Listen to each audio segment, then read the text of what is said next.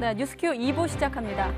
일본의 수출 규제 조치가 오늘 세계무역기구 WTO 일반 이사회에서 정식 의제로 논의됩니다. 조금 전에 이사회가 시작이 됐는데 수출 규제 조치를 둘러싼 우리나라와 일본, 한일 간 치열한 국제 여론전이 예상되고 있습니다. 지금 분위기 어떤지 다시 한번 스위스 제네바에 나가 있는 취재기자 연결하겠습니다. 최아영 기자. 네, 스위스 제네바 WTO 본부에 나와 있습니다. 네, 앞서 저희도 잠시 현장 화면을 볼 수 있었는데 긴장감이 느껴지더군요. 분위기 전해주시죠. 네, 앞선 보도에선 저희가 회의장 내부 모습을 전해드렸는데요. 조금 전 회의가 비공개로 시작되면서 현재 저희는 이 회의장 바깥으로 나와 있습니다. 지금 제 뒤로 보이는 굳게 닫힌 저 문 뒤로는 현재 WTO 일반 이사회가 진행되고 있습니다. 이 30분 전쯤, 그러니까 이곳 현지 시각으로는 오전 10시부터 회의가 시작됐습니다. 일반 이사회 회의에 앞서 전 세계 대표단이 곧 속속 이곳에 도착했습니다. 우리 측 대표단인 김승호 산업통상자원부 실장 역시 현재 그 일반 이사회에 참석해 있는 상태인데요. 자, 오늘 어떤 전략을 펼칠 것이자는 인터뷰에 묵묵부답으로 회의장 내부로 들어갔습니다. 자, 일본과 미국 등 다른 나라 대표단도 현재 참석해 있는 상태입니다. 하지만 일본 대표단은 제네바 대사만 현재 참석한 상태인데요. 야마가미 신고 외무성 경제국장은 오늘 오후에 참석할 것으로 예상되고 있습니다. 오늘 일본의 수출 규제 조치는 긴급 상정 의제가 없다면 전체 14개 의제 가운데 11번째로 논의될 예정입니다. 이곳 현지 시각으로는 오후쯤인데 한국 시각으로는 늦은 밤이나 새벽이 될 것으로 보입니다. 자, 지금은 문이 굳게 잠겨져 있고, 자, 우리나라와 일본 이례적으로 이 고위급 정보 인사까지 파견하면서 본격적으로 이제 국제 여론전에 나선 건데 각각 어떤 주장을, 어떤 논리를 펼칠 것으로 예상되고 있습니까?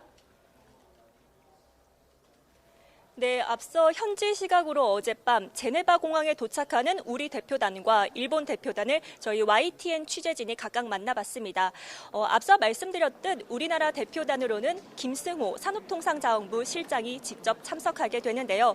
자, 김 실장은 지난 4월 WTO 한일 수산물 분쟁에서도 최종 승소의 쾌거를 이끈 인물이기도 합니다. 앞서 취재진과 만난 자리에서 일본의 주장에 대해 준엄하지만 기품 있게 반박하겠다고 말했습니다. 특히 일본의 조치가 WTO 협약에 위배된다는 점을 강조하면서 국제사회의 공감을 이끄는 데 주력할 방침입니다. 이에 맞서 일본 측 대표인 야마가미 신고 외무성 경제국장도 어젯밤 이곳 제네바에 도착했습니다.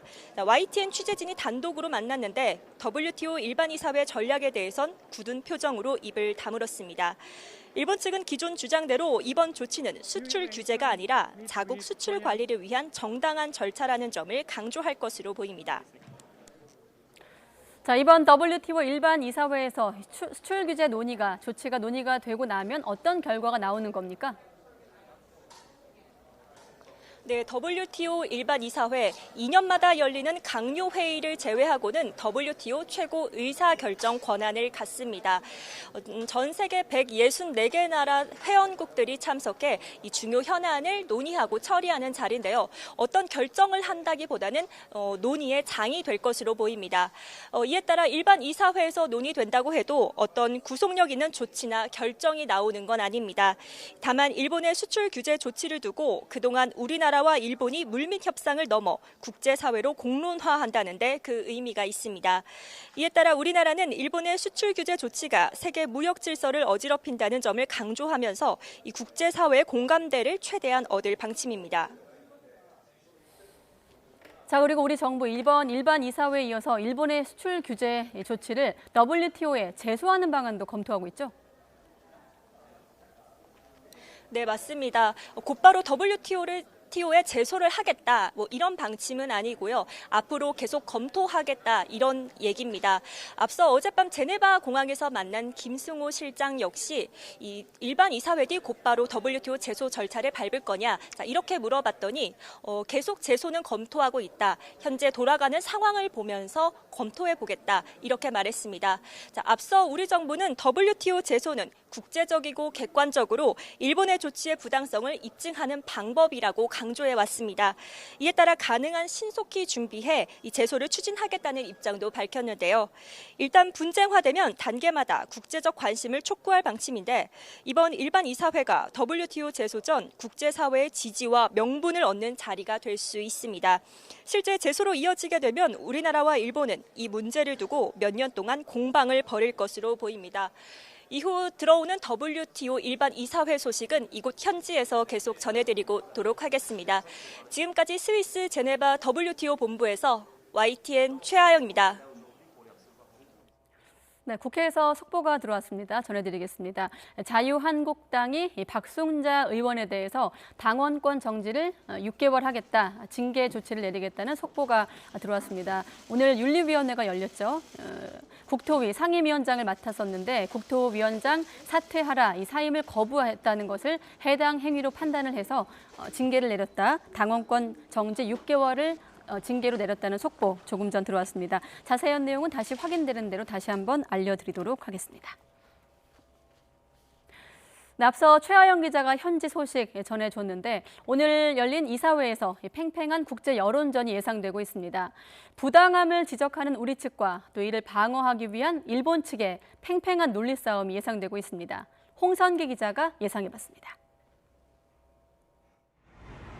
우리 정부가 WTO 이사회에서 지적하려는 핵심은 일본의 수출 규제 조치가 국제사회의 약속을 어겼다는 겁니다. 특히 무역에 관한 대표 협정인 가트 조항을 일본의 수출 규제가 부당하다는 근거로 내세울 것으로 보입니다. 가트 협정 11조 1항은 회원국이 수출 허가 등을 통해 수출을 금지하거나 제한하지 못하도록 하고 있습니다. 일본의 수출 규제가 사실상 수출 제한 조치로 협정 위반이라는 겁니다. 다른 나라보다 불리한 대우를 받지 않도록 한 가트 1조 1항도 공략 포인트로 꼽힙니다. 화이트리스트에 있던 우리나라를 이유 없이 제외하는 것이 최혜국 대우 조항을 위반한다는 논리입니다. 일본의 규제로 해당 물품의 한국 수출이 지연된다면 이 역시 가트 10조 3항 위반에 해당한다는 주장도 가능합니다. 정부는 이처럼 명백한 국제 규약의 근거를 둔 논리로 국제사회를 설득한다는 방침입니다. 일본 조치가 얼마나 위험하고 심각한 것인지 WTO 회원국이 잘 알 수 있게 정확하고 쉬운 표현으로 잘 전달하도록 하겠습니다. 이에 대해 일본은 수출 규제가 아니라 내부 운용 규정을 바꾼 것일 뿐 강제징용 판결에 대한 보복도 국제규약 위반도 아니라는 주장을 펼 것으로 보입니다. 輸出管理を適切に実施する観点から運用を見直すものであって指摘は全く当たらず 또 한국의 전략물자 수출 관리 불충분 주장을 되풀이하면서 안보 이익을 위해 의무를 위반할 수 있다는 예외 규정을 공략할 가능성이 높습니다.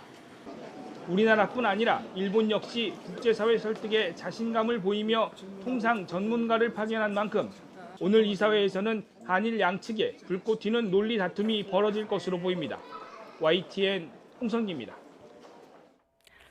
네, 이렇게 일본의 수출 규제를 둘러싼 한일 간 갈등이 심화하고 있는 가운데 유명희 통상교섭본부장이 미국의 우리 측 입장을 전달하기 위해서 출국을 했습니다. 무역협회 등 경제 5단체는 일본 정부에 의견서를 보내 수출 규제를 철회할 것을 촉구했습니다. 박병환 기자입니다. 유명희 산업통상자원부 통상교섭본부장이 미국 행정부와 기업에 일본의 수출 규제의 부당성을 설명하기 위해 미국 출장길에 올랐습니다. 유 본부장은 이번 달 27일까지 미국에 머물면서 경제 통상 인사들을 만나 일본 정부 조치의 문제점을 설명할 방침입니다. 미국의 경제 통상 인사들을 만나서 일본의 조치가 미국 기업 또는 미국 기업뿐만 아니라 세계 글로벌 밸류 체인에 미치는 영향에 대해서 적극 설명할 예정입니다. 무역협회 등 경제 5단체는 지난 1일 일본이 발표한 수출무역관리령 개정안의 철회를 촉구하는 의견서를 일본 경제산업성에 제출했습니다. 이 개정안은 반도체 등의 제조에 필요한 핵심 소재 3개의 한국에 대한 수출을 규제하는 내용을 담고 있습니다. 중차대한 사안인데 이런 사안 이전에 국가 간에 먼저 좀 대화나 의사소통을 했어야 되는데 이런 절차를 거치지 않고 바로 발표를 했다는 것도 좀 문제가 있는 것 같습니다. 경제단체들은 일본의 조치로 양국 기업이 오래 쌓아온 신뢰가 손상되고 글로벌 밸류체인, 즉 산업 생산 생태계가 교란돼 세계 경제에 부정적 영향을 미칠 수 있다고 우려했습니다. 이번에 일본 정부의 의견서를 제출한 경제 5단체에 정경련은 포함되지 않았고 정경련은 이보다 앞서 독자적으로 일본의 의견서를 제출했습니다. YTN 박병환입니다. 네, 존 볼턴 미 백악관 국가안보회의 보좌관이 방한 일정을 시작했습니다.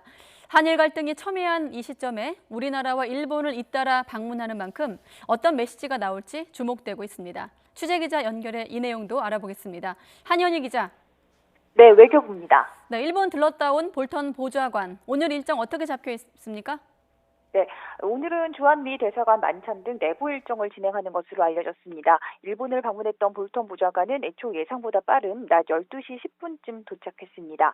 오산 공군기지에서 곧바로 숙소로 이동한 볼턴 보좌관, 오후 3시쯤 자신의 트위터에 한국에 이렇게 빨리 다시 오게 돼서 기쁘고 생산적인 회담을 기대한다는 글을 올렸습니다. 30분 전에는 우리 측 북핵협상 수석대표인 이도훈 외교부 한반도 평화교섭 본부장이 볼턴 보좌관의 숙소를 방문했는데요. 볼턴 보좌관과 동행한 앨리슨 후커 한반도 보좌관이나 매슈 푸틴저 아시아 담당 선임 보좌관 등을 만나기 위해 방문했을 가능성이 거론됩니다. 볼턴 보좌관의 본격적인 방한 일정은 내일 진행되는데 정우영 청와대 국가안보실장과 강경화 외교부 장관, 정경두 국방부 장관을 잇따라 만날 계획입니다. 미국 측은 이번 방한의 주요 목적을 한반도 비핵화와 한미 동맹 강화 방안 논의로 꼽고 있지만 한일 갈등이 증폭하는 상황에서 일본 방문 직후 우리나라를 방문하는 만큼 볼턴 보좌관이 한일 갈등을 해결하는 데 모종의 역할을 할 것이란 기대가 나오고 있습니다. 이와 관련해 볼턴 보좌관은 일본에서도 고노다로 일본 외무상과 관련 논의를 진행했는데요. 일단 미국은 한일 두 나라가 잘 풀어보라는 입장이지만 일본이 대화조차 거부하는 상황인 만큼 확전 자제를 요청하면서 한일 대화를 위한 다리 놓기에 나설 수도 있을 것으로 관측됩니다. 이와 더불어 이번 방안에서 협정 연장 시한이 30여일 앞으로 다가온 한일 군사정보보호협정 문제와 호르무즈 해협의 민간 선박을 보호하기 위한 연합체 구성 문제도 논의될 것으로 보입니다. 특히 미국 정부가 최근 한국 각국의 호위 연합체 동참 요구를 본격화하겠다는 뜻을 밝힌 만큼 볼턴 보좌관이 관련 언급을 할 가능성이 크다는 관측입니다. 지금까지 외교부에서 YTN 한현입니다. 정치권은 WTO 이사회를 주시하면서 정부 대책을 놓고 연일 신경전을 벌이고 있습니다. 민주당은 정부 대책을 비판하는 야당을 향해 팀키를 멈추라고 비판했고 한국당은 일본을 뛰어넘자는 정부가 대책은 없고 야당의 친일 프레임만 씌운다고 반발하고 있습니다. 국회 연결합니다. 김영수 기자. 네, 국회입니다. 네, 협상할 대상은 밖에 있는데 오히려 안에서부터 협치가 이루어지지 않은 것 같네요. 네, 그렇습니다. 정치권은 WTO 이사회를 주시하면서도 정부 대응에 대해 여야가 연일 공방을 주고받고 있습니다. 민주당 이인영 원내대표는 한국당이 일본을 향해서는 저자세, 우리 정부를 향해서는 고자세를 보인다면서 팀키를 멈추라고 일침을 날렸습니다. 충성 없는 경제 전쟁을 하고 있는 우리 정부의 등 뒤에서 자책골을 쏘는 팀킬 행위를 멈춰주기 바랍니다. 자유한국당은 정부가 그 길을 말하지만 대책은 없다면서 무능과 무책임으로 일관하고 있다고 연일 몰아세웠습니다. 나경원 원내대표는 특히 정부 정책을 비판하면 친일로 몰아가는 한심한 작태를 보인다고 반박했습니다. 철없는 친일 프레임에나 집착하는 어린애 같은 정치, 이제 그만 멈추고 제발 현실을 직시하길 바랍니다. 바른미래당 오신환 원내대표는 상대를 자극하는 강경 발언을 자제해야 한다고 민주당과 한국당을 싸잡아 비판하면서 급한 거라도 먼저 처리하자고 제안했습니다. 일본의 수출 규제 철회 촉구 결의안과 민생 법안 처리를 위한 임시국회부터 소집하는 것도 하나의 방법이 될 것입니다. 이런 가운데 문희상 국회의장은 방미단과 방일단 파견을 앞두고 낸시 펠로시 미국 하원 의장과 오오시마 타다모리 일본 중의원 의장에게 친서를 보냈습니다. 친서에는 일본의 부당한 조치에 유감을 표하는 동시에 화이트리스트 제외 같은 추가 조치를 자제하고 외교적 해결을 촉구하는 내용이 담겼습니다. 정세균 의원이 이끄는 방미단은 내일, 서청원 의원이 이끄는 방일단은 오는 31일 출국할 예정입니다. 지금까지 국회에서 전해드렸습니다. 근로정신대 피해자들이 대법원의 배상 판결을 이행하지 않는 미쓰비시 중공업을 상대로 행동에 들어갔습니다. 이미 압류한 미쓰비시의 자산을 팔아달라고 법원에 신청한 겁니다. 김범한 기자가 보도합니다. 미쓰비시 중공업은 근로정신대 피해자 5명에게 1억 원씩을 배상하라는 대법원의 확정 판결이 내려진 것은 지난해 11월. 하지만 미쓰비시는 판결 뒤 3차례 교섭 요구를 모두 무시했습니다. 이에 근로정신대 시민 모임은 미쓰비시 국내 자산의 매각을 신청했습니다. 피해자들에게 빼앗긴 권리를 회복해야 하는 것은 인류가 축적해온 상식이자 삼권 분립의 법치국가에서 법원 판결을 존중하는 것은 민주국가의 기초적인 상식이다. 팔아달라고 신청한 미쓰비시 중공업 자산은 MHI 등 상표권 2건과 발전 기술에 관한 특허 등 특허권 6건입니다. 무형 자산의 가치를 평가해 감정한 뒤 경매에 붙여지게 됩니다. 미쓰비시 측은 지난 2013년 배상 판결이 나기 시작하자 국내 유형 자산을 모두 처분한 것으로 알려졌습니다. 국내에 있던 미쓰비시 자산의 소유자들이 다 바뀐 상태이죠. 그래서 손에 잡히는 물건들, 말씀드린 유형 재산들은 없는, 저희가 발견할 수 없는 상황이었고 유일하게 남아있는 결국 특허청에 등록해 있는 것들은 빼갈 수는 없으니까 그대로 둔 것 같습니다. 근로정신대 시민 모임은 미쓰비시 중공업이 버티는 배경에 일본 정부가 있다며 일본 정부의 사죄와 경제 규제 조치의 즉각적인 철회를 요구했습니다. 근로정신대 모임은 지난 1965년 한일 청구권 협정에 따라 지급한 3억 달러가 경제협력 자금이라고 말한 아베 일본 총리의 일본 국회 답변 자료도 공개했습니다. 근로정신대 피해자들은 원하는 것은 돈이 아니라 진정한 사과라며 74년이 지나도 아무런 반응이 없는 전범기업과 일본 정부를 성토했습니다. 일본 사람은 세계에서 제일 정직하고 거짓말하는 사람이라고 공부를 배웠어요. 이 멋대로 지금 우리 노인들 죽기만 바른 것 같이 생각됩니다. 대법원 판결 뒤 근로정신대 원고들 가운데 3분이 세상을 떴습니다. 근로정신대 모임은 모두 54명을 원고로 해서 9개 기업을 상대로 추가 소송을 추진하고 있습니다. 일본은 지난 1965년 한일 청구권 협정으로 배상이 끝난 것으로 주장하고 있지만 일본 최고법원도 국가가 아닌 개인의 청구권은 없어지지 않았다고 판결했습니다. YTN 김범환입니다. 일본 정부는 피해자들이 미쓰비시 중공업의 압류 자산을 현금화하는 절차에 착수한다고 밝힌 데 대해 우려한다는 입장을 밝혔습니다. 스가 요시히데 관방장관은 정례 브리핑에서 한국 내 일본 기업의 자산 현금화 움직임이 계속돼 우려하고 있다면서 일본 정부로서는 한국 정부의 적절한 대응을 요구하는 입장에 변함이 없다고 말했습니다. 국내 저비용 항공사들이 일본 경제 보복과 공급 과잉 등의 이유로 일본 노선 감축에 들어갔습니다. 에어부산은 오는 9월부터 대구 나리타 노선을 매일 1회 운항해서 운항을 중단한다고 밝혔습니다. 또 대구 오사카 노선은 매일 2회 운항해서 1회로 줄이고 대구 기타 규슈 노선도 매일 1회 운항해서 주 3회로 감축합니다. 이스타항공은 주 3회 운항하던 부산 삿포로 노선과 주 4회 운항하던 부산 오사카 노선을 9월부터 운항하지 않기로 했습니다. 진에어도 오는 10월 동계 시즌부터 인천 후쿠오카 노선을 매일 4회에서 3회로 줄이기로 했습니다. 경기도 수원 시민들이 일본의 수출 규제 규탄 대회를 열고 일본산 제품 불매 운동에 나섰습니다. 수원시 주민자치위원장 협의회는 시민 300여 명이 참석한 가운데 결의 대회를 열고 자유무역 질서에 어긋나는 일본 수출 규제를 강력히 규탄한다며 경제 보복 조치를 즉각 철회하라고 촉구했습니다.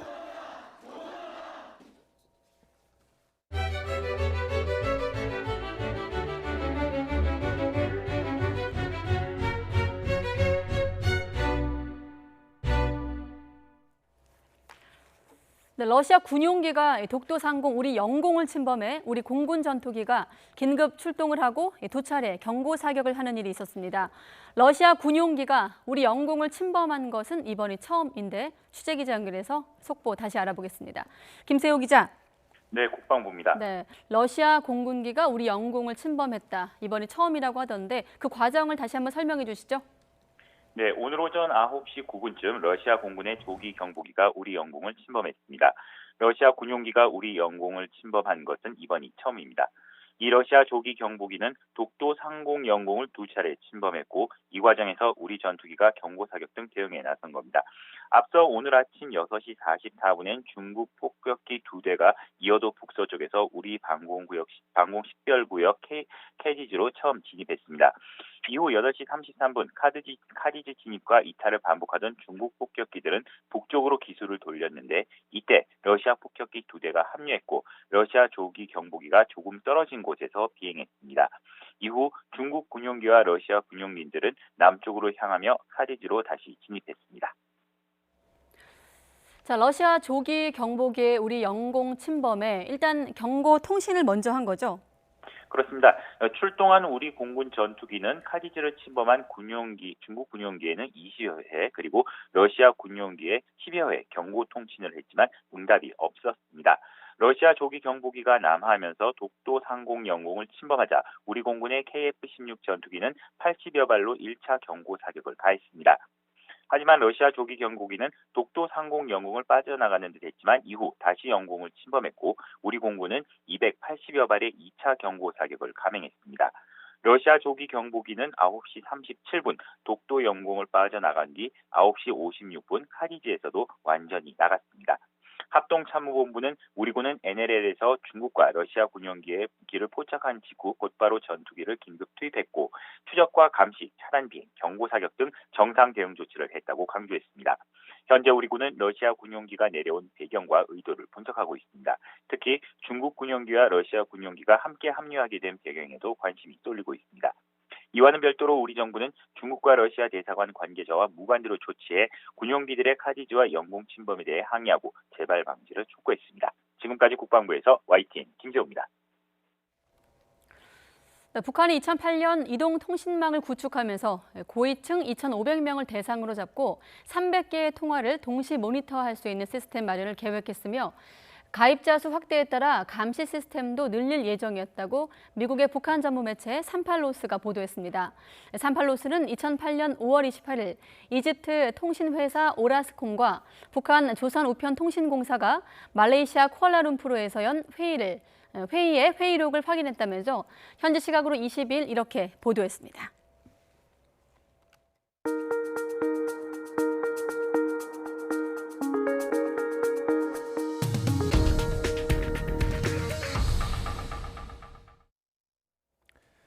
양승태 전 대법원장이 재판부의 직권 보석 결정으로 석방된 이후 불구속 상태에서 처음으로 법정에 출석했습니다. 하지만 증인이 불출석하고 증거 채택에 대한 양측 공방만 이어지는 바람에 재판은 1시간도 안 돼 마무리됐습니다. 강희경 기자가 보도합니다. 담담하면서도 여유 있는 모습의 양승태 전 대법원장이 가벼운 정장 차림으로 법원에 들어섭니다. 재판부의 직권 보석 결정으로 179일 만에 구치소에서 석방되면서 앞으로 불구속 상태에서 재판받게 된 겁니다. 사법행정권 남용 사태가 불거진 뒤 자유의 몸으로 법원에 출석한 건 지난 구속영장 심사 이후 이번이 처음입니다. 쏟아지는 취재진의 질문에는 말을 아꼈습니다. 보석 후 첫 재판 소감 어떠신지요? 보석 왜 받아들이셨습니까? 재판에서는 검찰과 변호인 측이 지난 기일 자정 무렵까지 진행된 김민수 전 심의관 증인신문과 관련해 공방을 이어갔습니다. 양 전 대법원장 측은 반대 신문을 진행하지 못한 김 전 심의관의 피의자 신문 조서를 증거로 채택하지 말아달라고 요청했습니다. 반면 검찰은 양 전 대법원장 스스로 반대 신문 권리를 포기했고 심리 일정이 또 지연될 수 있다고 우려를 나타냈습니다. 재판부는 추후 논란의 여지를 없애고 절차를 진행하는 게 좋겠다며 양 전 대법원장 측 이의 신청을 받아들여 증거 채택을 결국 취소했습니다. 애초 계획됐던 박상원 전 행정처 기획조정심의관에 대한 증인신문도 무산됐습니다. 현직 부장판사인 박 전 심의관이 자신의 재판 일정을 이유로 불출석하자 검찰은 정당한 사유가 아니라며 반발했습니다. 결국 양 전 대법원장의 보석 후 첫 불구속 재판은 진전된 내용 없이 45분 만에 끝났습니다. 검찰이 신청한 증인 200여 명, 아직 갈 길이 한참 멀었지만 양 전 대법원장의 재판은 여전히 공전을 거듭하고 있습니다. YTN 강희경입니다. 경찰이 국회 패스트트랙 사태와 관련해 출석 요구를 거부한 자유한국당 의원 13명에게 다시 소환을 통보했습니다. 또 추가로 여야 의원 20명에게 출석을 요구했습니다. 서울 영등포 경찰서는 패스트트랙 법안 처리 당시 최입의 의원을 불법 감금한 혐의로 고발당한 한국당 여상교 의원 등 4명에게 세 번째 출석 요구서를 발송했습니다. 같은 혐의로 고발당해 첫 소환 요구에 응하지 않은 자유한국당 의원 9명에 대해서도 재차 출석을 요구했습니다. 경찰은 또 국회의원과 앞 충돌 상황과 관련해 영상 분석이 완료된 여야 의원 20명에 대해서도 추가로 소환 통보서를 보냈습니다. 추가로 소환을 통보받은 의원은 민주당 11명, 정의당 1명, 한국당 8명입니다. 150억 원 이상의 양도소득세를 탈루한 혐의로 재판에 넘겨진 구본능 희성그룹 회장 등 LG 총수 일가에 대해 검찰이 벌금형을 구형했습니다. 검찰은 조세범 처벌법 위반 혐의를 받는 구 회장에게 23억 원을 구형하는 등 모두 58억 원대 벌금을 LG 사주 일가 14명에게 선고해달라고 재판부에 요청했습니다. 함께 기소된 LG그룹 재무관리팀 임원 김모 씨와 하모 씨에게는 각각 징역 5년에 벌금 200억 원과 징역 5년에 벌금 130억 원을 구형했습니다.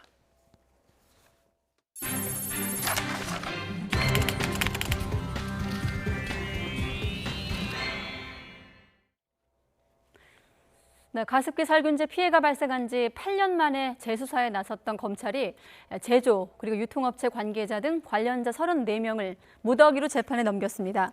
서울중앙지검 형사 2부는 지난 11월부터 가습기 살균제 사건을 재수사한 결과 원료를 공급한 SK케미칼 홍지호 전 대표 등 3명에 대해 업무상 과실치사상의 혐의로 구속 기소했습니다. 이와 함께 애경산업 안용찬 전 대표와 이마트, GS 리테일 등 유통업체 관계자 29명을 불구속 기소했습니다. 이 밖에 검찰은 공무상 비밀 누설과 증거인멸 교사 혐의를 받는 환경부 서기관 44살 최모 씨와 알선수재 혐의를 받고 있는 전직 국회 보좌관 양모 씨 등 2명을 구속 기소하기도 했습니다. 아울러 검찰은 앞으로 가습기 살균제 피해 사건 재판을 담당하는 특별 공판팀을 구성해 책임자들이 죄에 따른 처벌을 받을 수 있도록 하겠다고 설명했습니다. 이번 검찰의 재수사 결과에 대해서 특별조사위원회가 환영의 뜻을 밝혔습니다. 가습기 살균제 사건과 4.16 세월호 참사 특별조사위원회는 오늘 기자회견을 열어 이번 수사로 가습기 살균제 제조, 판매 업체의 과실이 명백히 규명됐다고 평가했습니다. 다만 유독 화학물질이자 가습기 살균제 성분인 CMIT와 MIT를 제조 판매한 다이소나 henkel 등 다른 기업이나 옥시 본사, 임직원에 대한 수사가 이루어지지 않은 점은 아쉽다고 지적했습니다.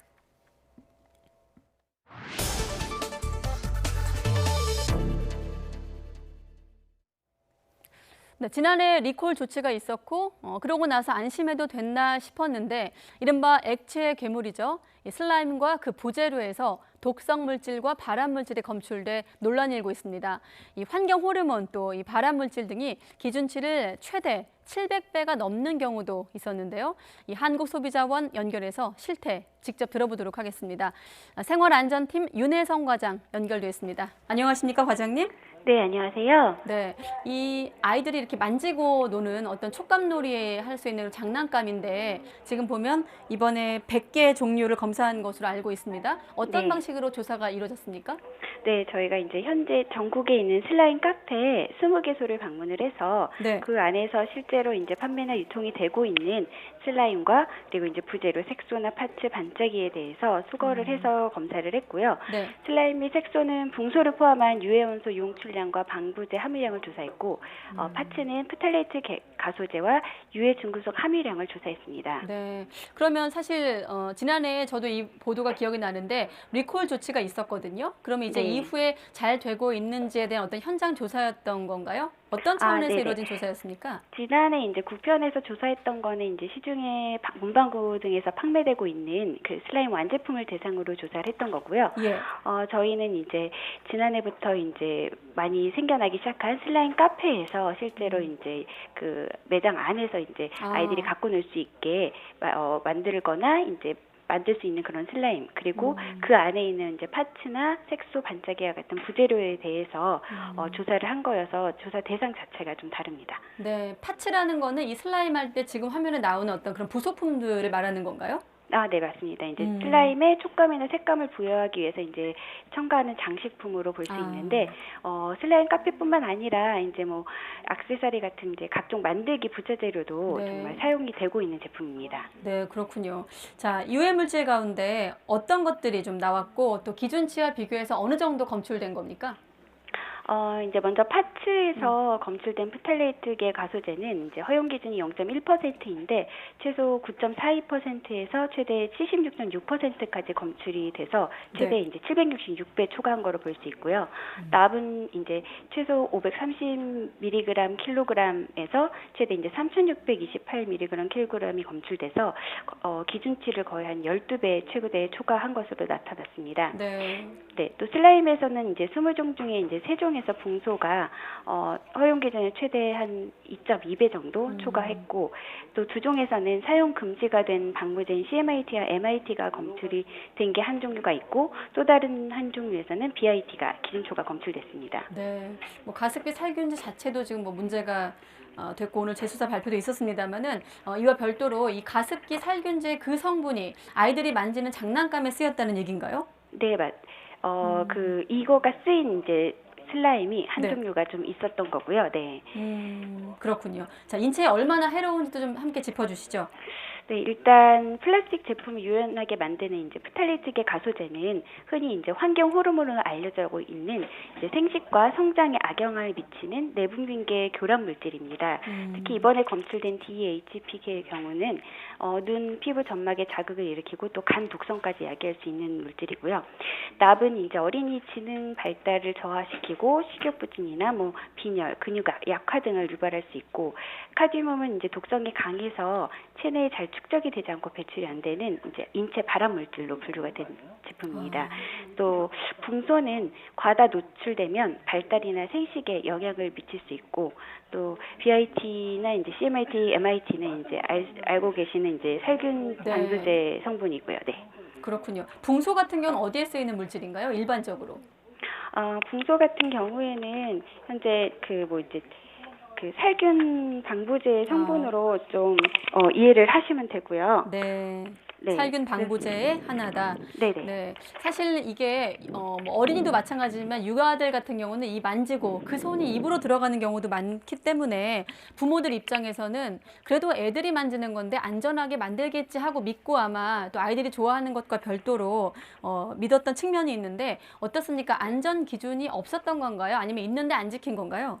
일단 슬라임 같은 경우에는 이제 안전확인 대상 어린이 제품 완구로 분류가 되어 있어서 안전 기준 자체가 있는 거고, 그 기준을 토대로 저희가 조사했을 때 일부 제품에서 지금 안전 기준에 부적합하게 나온 거고요. 파츠 같은 경우에는 일단 슬라임 카페에서는 어린이들이 많이 사용을 하기 때문에 이 어린이 제품으로 완구로 봤을 때 이제 허용 기준을 봤을 때 이제 프탈레이트 가소제나 납이나 카드뮴이 좀 부적합하게 나온 제품들이 있었습니다. 네. 혹시 지난번에 리콜 받은 업체가 이번에 또 적발되거나 그런 건 없는 건가요? 네. 이번에는 이제 저희가 슬라임 카페를 대상으로 조사를 한 거기 때문에 네. 이 조사 자체가 카페에 대한 조사는 처음이고요. 네. 문제가 됐던 제품에 대해서는 이제 저희가 그 해당 카페 업체에 통보를 해서 판매 중지와 폐기를 요청한 상태입니다. 판매 중지와 폐기 처리를 요청한 상태다. 네. 지금 보면은 제조 연도를 확인하는 게 좋다 이렇게 또 알려지고 있는데 그러면 슬라임에도 유통기한이 정해져 있는 건가요? 딱 법으로 정해져 있는 유통기간은 있는 건 아니고요. 네. 근데 이제 슬라임 자체가 대부분 이제 물로 많이 이루어져 있기 때문에 만졌을 경우에 쉽게 상할 수가 있어서 통상적으로 이제 개봉 후 2주 정도가 지나면 또 그리고 딱 냄새를 맡아봤을 때 이제 변한 냄새가 나거나 그랬을 경우에는 슬라임을 좀 즉시 버리는 게 좋다고 판단하고 있습니다. 그렇군요. 자, 그럼 앞으로 어떻게 할 것인가? 그럼 이제 일반인들 입장에서 이제 슬라임 카페 가도 되는지 아마 궁금하실 텐데 앞으로 뭐 판매 중지도 중요합니다만은 철저한 관리 감독도 필요해 보이거든요. 어떻게 좀 계획이 잡혀 있습니까? 일단 그래서 저희가 이번에 안전 기준에 문제가 됐던 제품에 대해서는 해당 업체에서 이제 판매 중지나 폐기가 이루어졌고 또 그 슬라임 협회를 통해서 전국에서 이제 판매되고 있는 파츠에 대해서도 그 문제가 됐던 제품 판매 중지뿐만이 아니라 향후에는 안전 인증을 받던지 또 인증을 받지 않은 제품이면 최소한 어린이가 사용할 수 있는 제품인지 아닌지 정도는 좀 구분해서 판매를 하신다면 소비자가 그 카페에 갔을 때 좀 제품을 선택할 때 좀 도움이 되지 않을까 그렇게 판단하고 있고요. 인증이라고 하면 KNC 마크를 말씀하시는 건가요? 네, 맞습니다. 네. 그래서 이제 그 그건 여부는 이제 어떻게 확인하죠? 그 제품에 이제 표시가 되어 있기 때문에 표시를 보거나 아니면은 이제 이게 어린이 제품으로 인증받은 건지 카페 측에 업체 측에 이제 문의를 하시는 방법이 있을 수 있을 것 같고요. 또 이제 저희가 문제로 본 게 그 식품 모양으로 이제 제조가 돼서 어린아이들이 삼키거나 이렇게 할 수 있는 파츠들이 좀 판매가 되고 있는데 현재 유럽과 달리 우리나라에는 이런 장난감의 제조나 유통을 금지할 수 있는 안전 기준이 없기 때문에 이 부분에 대해서는 저희가 국가기술표준원에 그 식품 모양 장난감에 대한 제조 유통 금지 방안을 좀 마련을 요청할 예정입니다. 네, 알겠습니다. 네, 어린이 안전과 관련된 장난감인 만큼 좀 더 자세하게 여쭤봤습니다. 오늘 설명 고맙습니다. 네, 감사합니다. 여자 쇼트트랙 국가대표인 심석희 선수를 성폭행한 혐의로 재판에 넘겨진 조재범 전 코치의 첫 재판이 열렸습니다. 수사 과정에서 혐의를 전면 부인해왔던 조 전 코치는 법정에 출석하지 않았습니다. 박희재 기자가 보도합니다. 성폭행 혐의를 받는 조재범 전 코치의 첫 재판이 열렸습니다. 지난 6월 검찰이 기소한 지 50일 만입니다. 공판 준비 기일에는 피고인의 출석 의무가 없기에 조 전 코치는 법정에 나오지 않았습니다. 재판부는 사건 쟁점에 대한 검찰과 변호인의 의견을 듣고 앞으로의 재판 계획을 정리했습니다. 조 전 코치는 지난 2014년부터 3년 넘게 심석희 선수를 상습 성폭행하거나 강제추행한 혐의를 받습니다. 검찰은 피해 사실에 대한 심 선수의 진술이 일관되고 압수한 조 전 코치의 휴대전화에서 나온 문자 메시지 등을 토대로 혐의가 인정된다고 봤습니다. 핸드폰 자체를 이제 복구를 해보니까 그런 대화 내용, SNS에 대한 대화 내용이 나왔다는 거죠. 성폭행 혐의 관련해서 얘기가 네네. 둘이 나눈 게 둘이 대한. 검찰은 범행이 시작된 2014년에 심 선수가 고등학생이었다는 점을 고려해 2016년 이전 혐의에 대해선 형량이 더 무거운 아동 청소년 성보호법을 적용했습니다.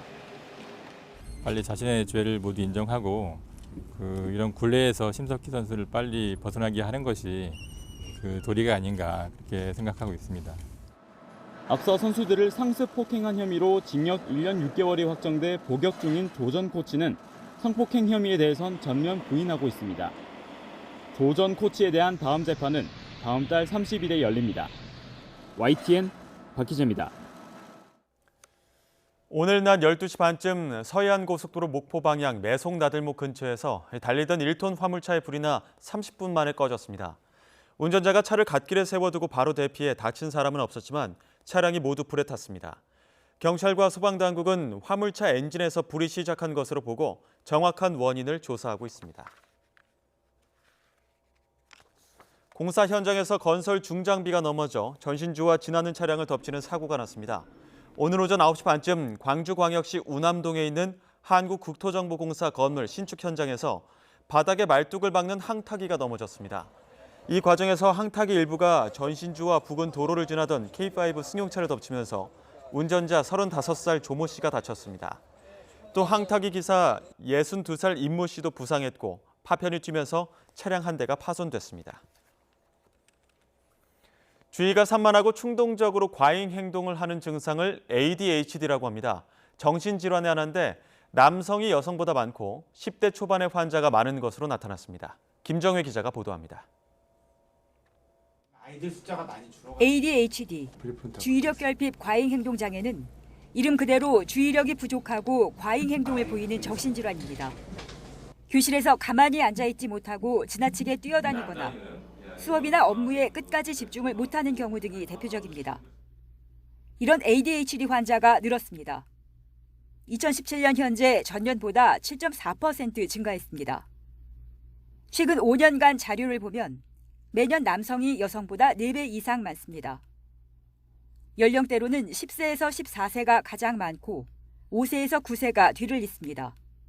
워낙에 이게 ADHD가 초등학교 저학년 때 이제 진단이 제일 많이 되긴 해요. 이 만성 질환이다 보니까 한 번 진단 받으면 좀 몇 년 동안 치료받는 경우가 꽤 많거든요.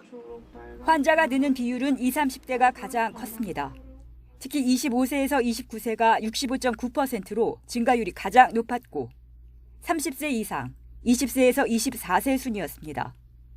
소아청소년의 질환이라는 그런 관점이 훨씬 더 많았었어요. 20년대 초반에는. 최근에는 만성적인 신경 발달학적인 질환으로서 인식을 하거든요. 어른들한테도 있는 병이네 하는 인식이 최근에 몇 년 사이에 생겼어요.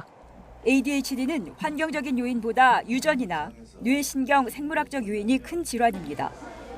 약물 치료가 효과가 있는데 치료가 늦을수록 학교나 가정에서 부정적인 반응을 많이 받게 돼 우울해하거나 반항심이 많아지게 됩니다. 때문에 의심 증상이 보이면 빨리 진료 상담을 받고 치료를 시작하는 게 좋습니다. YTN 김정혜입니다. 도쿄올림픽 출전권이 걸린 프리미어 12에 출전하는 야구 대표팀이 예비 명단 90명을 발표하고 공식 출범했습니다.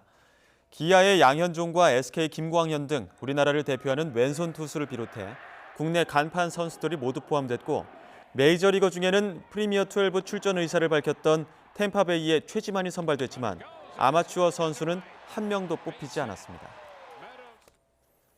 미국 프로야구 피츠버그의 강정호 선수가 연장 10회 2점 홈런을 터뜨리며 3시즌 만에 두 자릿수 홈런을 기록했습니다. 강정호는 세인트루이스와의 홈 경기에서 3점 차로 끌려가던 연장 10회 말 상대 투수의 초구를 잡아당겨 시즌 10번째 홈런을 쳐냈습니다.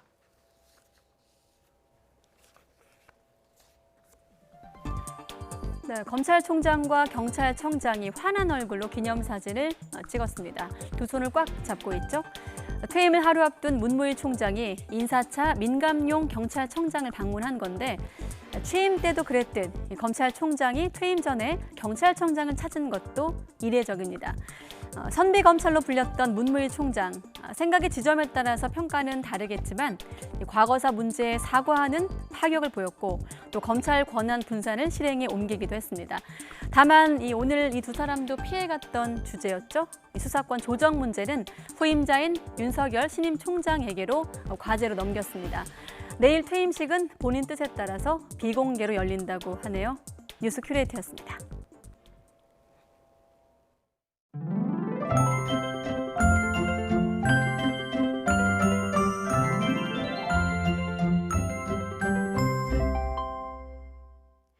절기 대서인 오늘 서울의 낮 기온이 32.9도까지 오르면서 푹푹 찌는 더위가 맹위를 떨쳤습니다.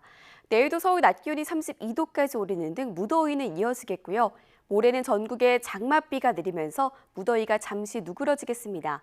장마 전선은 주말 오전까지 비를 뿌린 뒤 북한으로 올라가겠고요. 사실상 올 여름 장마는 끝이 날 것으로 전망됩니다. 내일 전국적으로 구름 많겠고요. 중부와 호남 지역에는 새벽부터 오전 사이 산발적으로 이슬비가 내리는 곳이 있겠습니다. 또 중부와 영남 내륙에는 오후 한때 벼락을 동반한 5에서 40mm의 소나기가 지나겠습니다. 밤사이 기온이 25도를 웃도는 열대야가 나타나겠습니다. 서울의 최저 기온이 25도, 광주 25도, 대구 25도, 부산 24도로 예상되고요. 낮에는 33도 안팎의 무더위가 기승을 부리겠습니다. 서울의 한낮 기온 32도, 광주 33도, 대구 35도로 예상됩니다. 지금까지 날씨 정보였습니다. 네, 이상으로 뉴스큐 마치겠습니다. 함께해 주신 여러분 고맙습니다.